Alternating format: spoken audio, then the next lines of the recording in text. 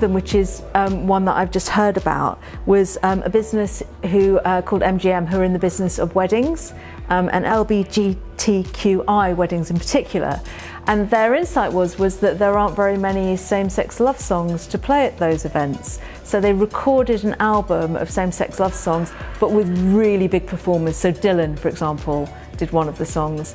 And in terms of unlocking growth, if you imagine the downloads from Spotify on behalf of the brand, but also just the fact that it gives a greater sense of belonging to the people who are engaging in that event. Well, I wouldn't call it an insight, but one thing I think that brands are doing quite well now is actually trying to understand who their growth audience is.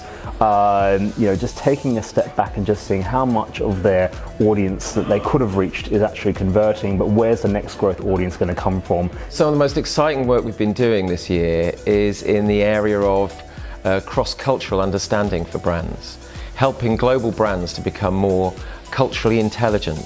For example, and working with our partners at Hofstadter Insights to do this, and we've done some incredible work.